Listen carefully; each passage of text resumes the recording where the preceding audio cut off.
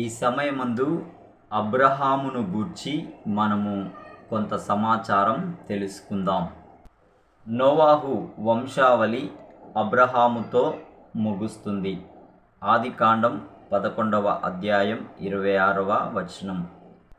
అబ్రామునే అబ్రహాము అని కూడా అన్నారు, అనగా అనేకులకు తండ్రి అని పిలిచారు.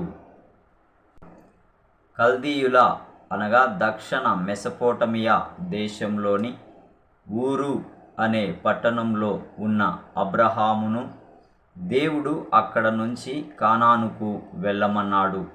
ఆదికాండం 12వ అధ్యాయం 1 నుండి 3 వచనములు. అబ్రహాము సంతానం తనతో ప్రత్యేకమైన సంబంధం కలిగి ఉన్న ఒక గొప్ప ప్రజ అవుతారని దేవుడు వాగ్దానం చేశాడు. అబ్రహాం శారాల ద్వారా, వారి సంతానం ద్వారా ఆదికాండం 12వ అధ్యాయం 1 నుండి 3, 15వ అధ్యాయం 1 నుండి 21 వచనముల ప్రకారం ప్రపంచంలోని అన్ని జాతులకు చెందిన ప్రజలకు ఆశీర్వాదం లభిస్తుందని దేవుడు సెలవిచ్చాడు. అబ్రహాము తన భార్య శారాను, తన సోదరుని కుమారుడైన లోతును వెంటబెట్టుకొని ఊరు నుంచి బయలుదేరి వెళ్ళాడు. యోర్దానుకు తూర్పు వైపున లోతు స్థిరపడ్డాడు. ఇజ్రాయేలు చరిత్రలో ప్రముఖ స్థలాలనదగిన షెకెములోను, బేతేలులోను, ఈజిప్టులోను నివసించిన అనంతరం యోర్దానుకు పడమర వైపు హెబ్రోను సమీపంలోని మమ్రే వనంలో అబ్రహాము స్థిరపడ్డాడు. అబ్రహాము సంతానం విస్తారంగా అభివృద్ధి చెందుతుందని దేవుడు వాగ్దానం చేశాడు. అయితే అప్పటికి అబ్రహాముకు ఇంకా పిల్లలు లేరు. అబ్రహాముకు 99 ఏళ్ల వయసులో శారా ద్వారా కుమారుడు కలిగాడు. అతనే ఇస్సాకు. ఇస్సాకు అనే మాటకు నవ్వు అని అర్థం. ఆదికాండం 18వ అధ్యాయం 9 నుండి 15 వచనములు.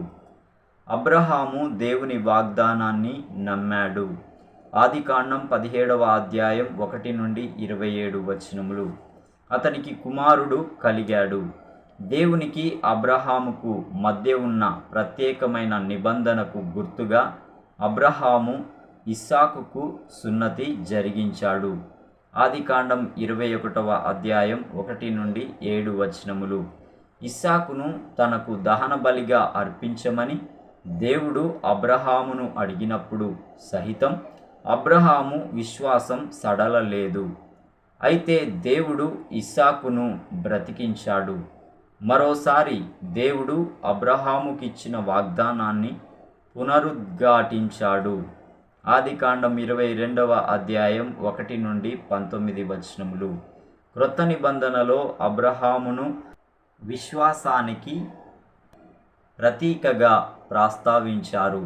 అపోస్తుల కార్యం 7వ అధ్యాయం 2 నుంచి 50 వచనములు.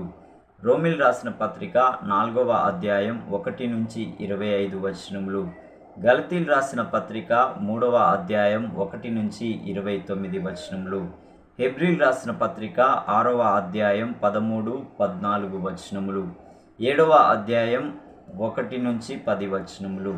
అలాగే 11వ అధ్యాయం 8వ వచనంలో మనము చూడవచ్చును.